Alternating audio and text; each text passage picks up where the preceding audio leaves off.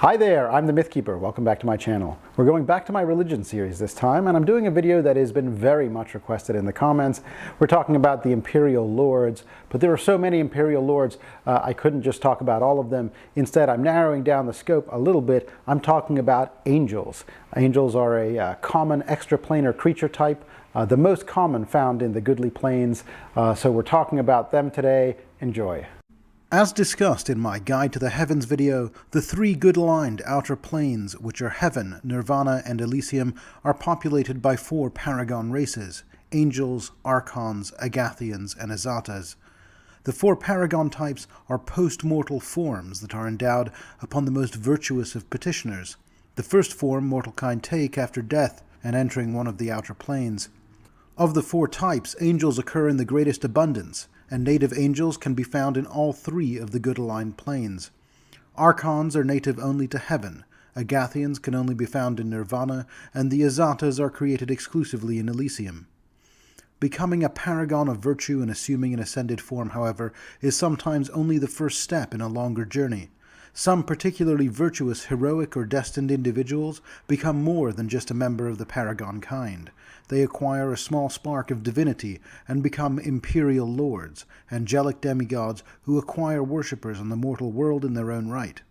Just as gods are, they are capable of bestowing divine magic to their faithful. The Empyreal Lords are the greatest powers in the heavens. They guide mortals on the various paths to righteousness, and the goddess Sarenrae herself is said to have risen from their ranks. Empyreal Lords are commonly viewed as living embodiments of human ideals, like fairness, truthfulness, devotion, and independence. However, their essence is much more complex than any single ideal. Each Empyreal Lord possesses individualistic characteristics and a distinct outlook, with specific preferences and a distinct philosophy. While all Empyreal Lords demonstrate some form of righteousness, the expression of such virtue differs considerably. Just as evil comes in many forms, so too does goodness manifest itself in numerous ways. This is the first of 4 episodes I'll be doing as a series on the Empyreal Lords. In each of the episodes, I'll cover one of the 4 paragon races, and in this episode, I'll discuss the angels. First, I'll talk about the most common varietals and forms of angel kind, and then I'll provide a brief summary of the most prominent Empyreal Lords who are ascended angels. An introduction to angels. The first thing to note about angels is that they have no fixed form. Not only are all angels consummate shapeshifters, but as we shall see with various other kinds of outsiders, the outer planes are the final destination of all souls all across the material universe, including souls from Galarian and our own planet Earth, and other stranger alien worlds as well. Angels are therefore as diverse in form as the billions of worlds from which they might originally hail. Still, some features remain common among various angel forms, including bird-like wings, golden halos, and skin that seems to be lit from within. Regardless of their form, however, all angels are beautiful and inspire a sense of awe in any mortals that come into contact with them. The lowest order of angels are the Archive Angels, also called Cassisians.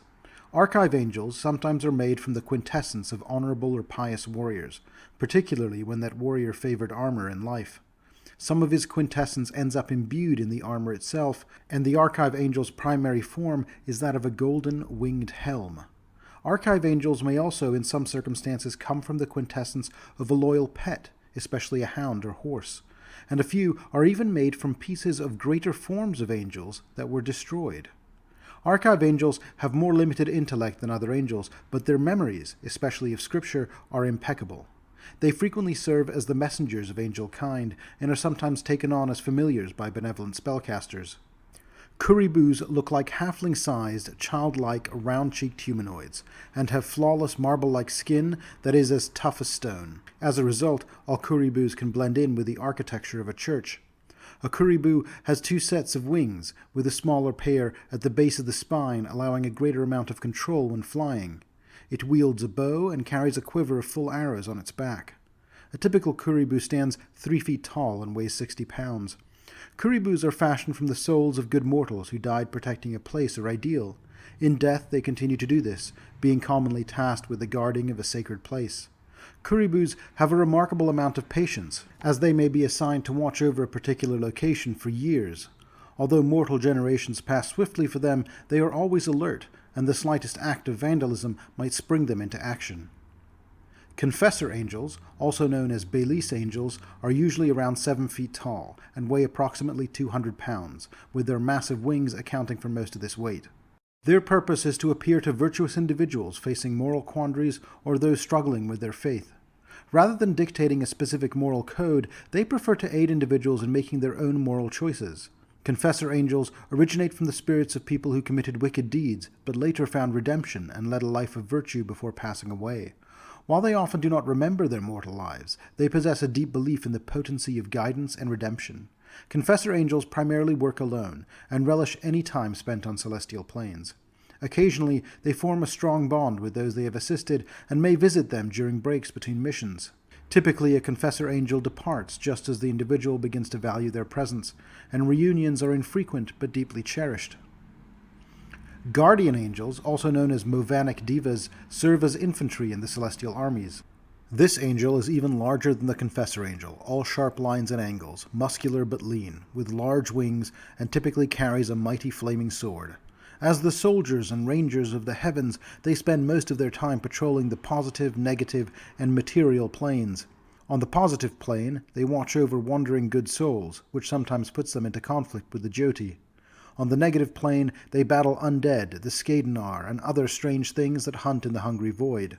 Their rare visits to the material plane are usually to help powerful mortals when a great menace threatens to plunge the entire realm into evil. Soul angels, also known as the monadic divas, of similar size and function as the guardian angels, are the steadfast guardians of the ethereal plane and the elemental planes, diligently scouring these planes for any traces of infernal strongholds and engaging in battles against wicked planar creatures such as the Zills. They appear as golden-winged humanoids clad in mail carrying maces. As heavenly emissaries to the elemental planes, they also serve as intermediaries between genies, elementals, and the celestial realms. On several occasions, they have brokered short-lived ceasefires between clashing elemental factions, using their inherent powers to quell hostilities and enable negotiations. In the celestial armies of the virtuous planes, they hold authoritative positions and act as officers. Emissary angels, also known as the astral divas, are the reconnaissance agents of the great beyond's benign deities and armies. If guardian angels are the soldiers and the soul angels are the officers of heaven's armies, then the emissary angels are its intelligence network, with individual angels being elite agents of the gods of good, being dispatched whenever and wherever the hardest work needs to be done.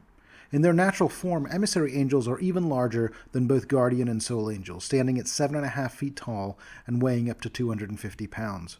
Though, as experts of both intelligence operations and spycraft, emissary angels are particularly prone to taking many forms. In seeking to advance the position of the gods they serve, astral divas will frequently sponsor powerful mortals, pushing them to be their agents in the advancement of good causes. Justice angels, also known as planetars, are the second highest order of angel. Planetars are the generals of the celestial armies and often coordinate the activities of guardian angels, soul angels, and even emissary angels.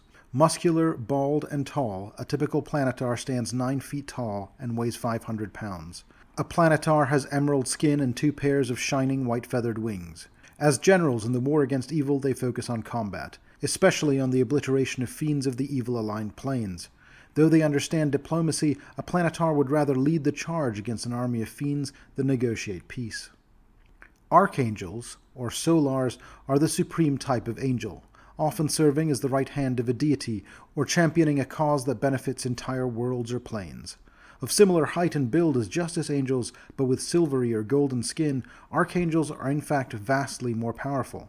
While they are not gods, archangels' power approaches that of demigods, and they often have an advisory role to younger or weaker deities.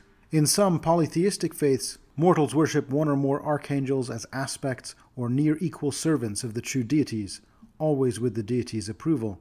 Notable archangels may also be considered offspring, consorts, lovers, or spouses of true deities, depending on the deity. Unlike other angels, most archangels are created from an amalgam of good souls and raw divine energy to serve the gods directly. However, an increasing number of these powerful angels have been promoted to their existence as archangels from lesser creatures like planetars or divas. A few rare and powerful good souls ascend directly to the status of archangel.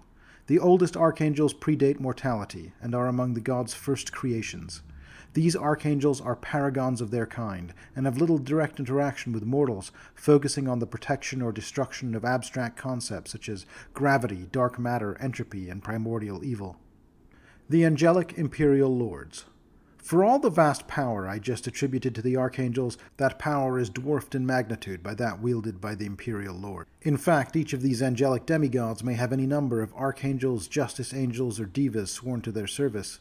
There are 13 commonly known Angelic Empyreal Lords, each one reflecting its own unique virtues, personality, and goals or charter. Arshea. The Imperial Lord Arshea is often depicted as the spirit of abandon, inspiring passion and comforting the repressed. Arshea embodies the best qualities of both genders, with a lithe and flawless body adorned in gossamer clothes that swirl around an androgynous form. The spirit of abandon's grey and blue wings flutter gracefully as if part of an eternal dance. Arshea values freedom above all else, not only of the body, but also of the soul. The Imperial Lord encourages mortals to abandon limiting beliefs and experience love and sexuality in whatever way they desire, as long as it is harmless and mutually agreed upon. Arshea's followers believe that gender and societal roles are not tied to physical form and may dress and behave as members of different genders or roles to understand true freedom fully. Those repressed or yearning for such freedom may receive a sign of hope from Arshea in the form of a soft grey feather, jeweled bangle, or scrap of gossamer fabric. Arshea has no permanent home and traverses the celestial planes and mortal world in an endless and unpredictable cycle, always guiding mortals towards the liberation of the soul. Benorus. Benorus is an angelic imperial lord and the guardian of goodly subterranean creatures. He is therefore often favored by dwarves and deep gnomes. He encourages his followers to be a light in the darkness and to help others find their way when they are lost. Benorus's followers are known to seek out hidden wonders and lost knowledge in deep underground areas. Dalenydra. Dalenydra, also called the Blessed Attendant, is an angelic imperial lord concerned with battlefield healing, and patron of those who undertake this work, and have sworn an oath of non-violence. The Blessed Attendant's workers wear a special red and white tabard that identifies them even in melee. Their code allows them to defend themselves, but they must never attack. Their oath is honored by many, and even enemy soldiers are known to have refused to strike a servant of Dalenydra on the battlefield. Though they are committed healers, they view this as merely a balm. To bring an end to the death and wounding they attend to on the battlefield, Dalenydra's followers preach pacifism, highlighting the suffering that war causes, in the full knowledge that their warnings are usually ignored by any who are set against their enemy. Dalenydra herself is served by many turtle-like Keltheald Ragathians, who act as guardians and use their damage-resistant shells to help protect the defenseless. Immonhiel. Immonhiel is a soothing imperial lord who takes the form of a dignified elderly woman, with moss-green hair braided on either side of her wise and lined face. Her dark eyes hold great wisdom, and she wears a soft leather vest fringed with emerald green silk and a leather skirt. She carries numerous tiny pouches and vials around her waist, which are said to contain cures for every malady known to mortals. Instead of a flesh arm, one of her arms is a knotty length of magically shaped pine. As a healer on the eternal battlefield of the plains, Immonhiel tends to injured angels and imperial lords wounded in clashes with the armies of evil and destruction. Her favored servants travel the mortal world teaching herbal remedies and how to tend to potent marsh plants, while also instructing combat medics and battlefield healers in the best techniques to ensure their warriors live to fight another day. For those who cannot be healed, Immonhiel provides ointments that grant peace and alleviate pain in their final moments. Immonhiel finds a home wherever she wanders, as nearly all the imperial lords have hosted her at some point, and many mortals have unknowingly housed her under their roof too.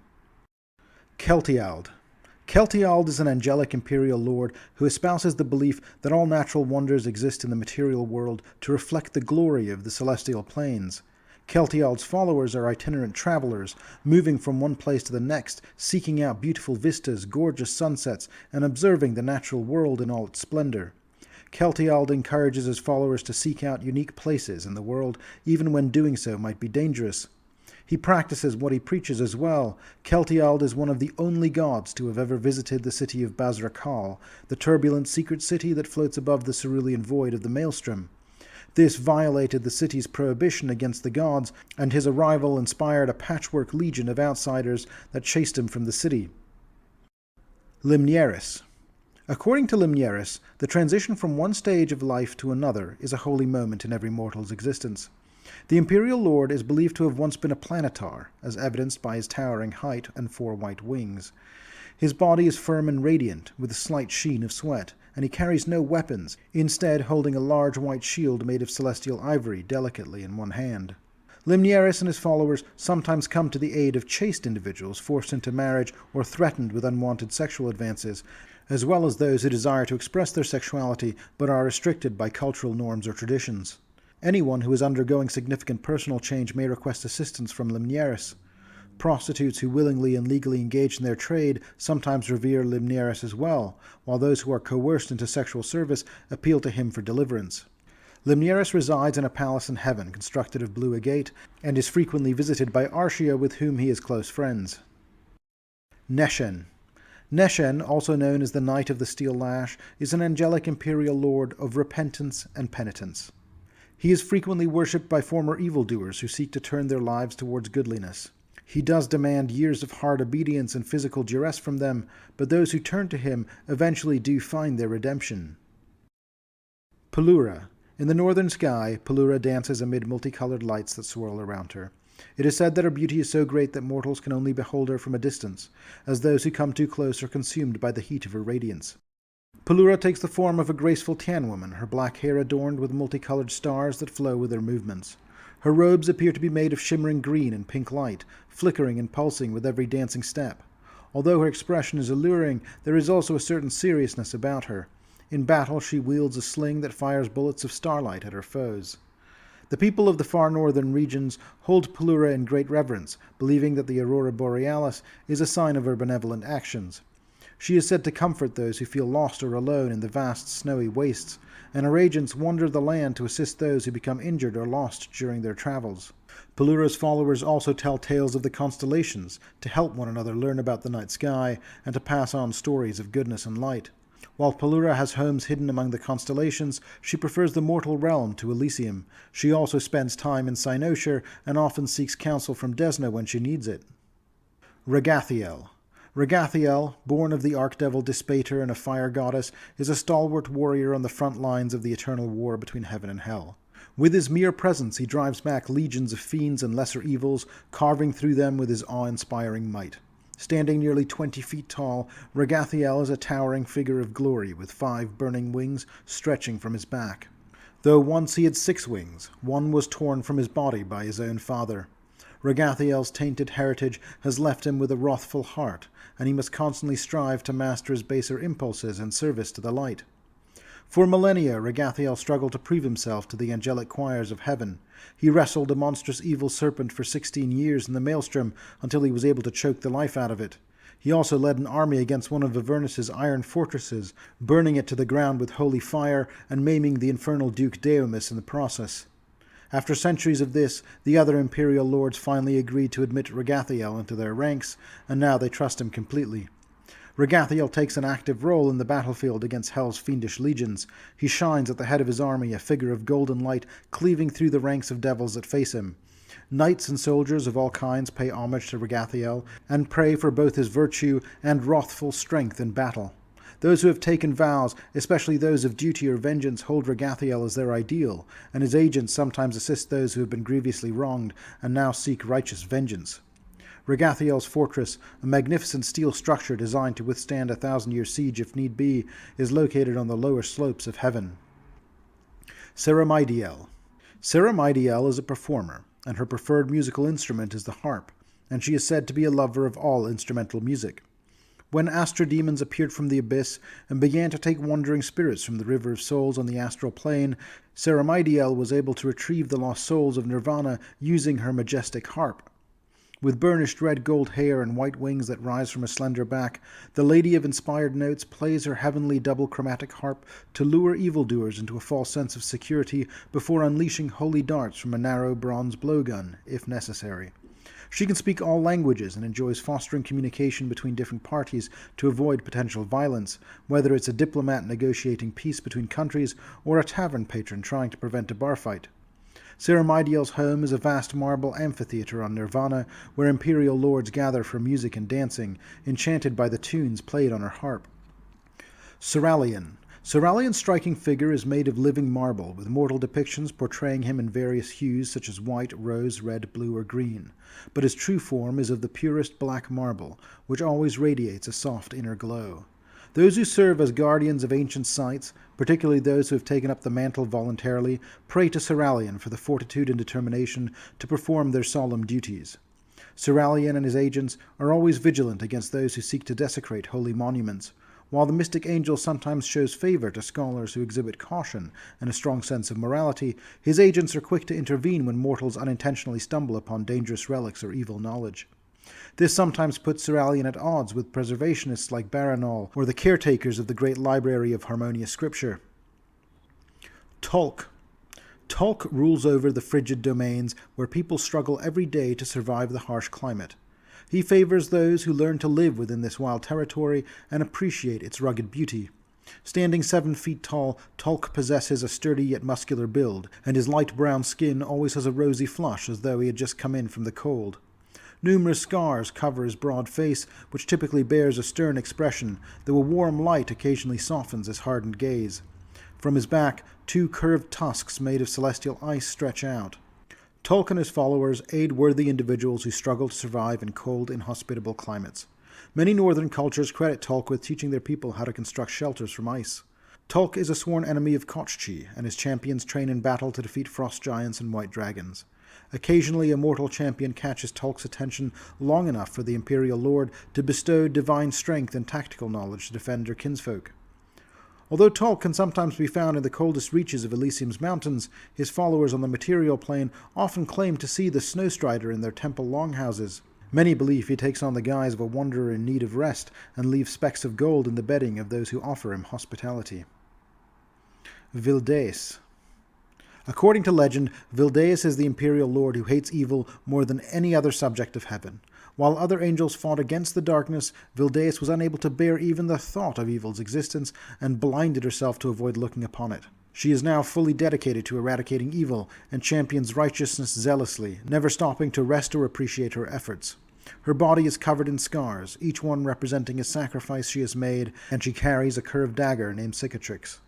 Vildeis' followers are expected to give up everything to serve her and receive no material reward for their devotion. Sacrificing for the sake of good is considered to be its own reward, and those who die in her name may find rest in the afterlife. The most faithful and skilled are raised to serve her as divine agents. Vildeis has no permanent residence and is constantly on the move, driven by her cause. Her presence is marked by a chorus of screams, the voices of all the martyrs throughout the great beyond.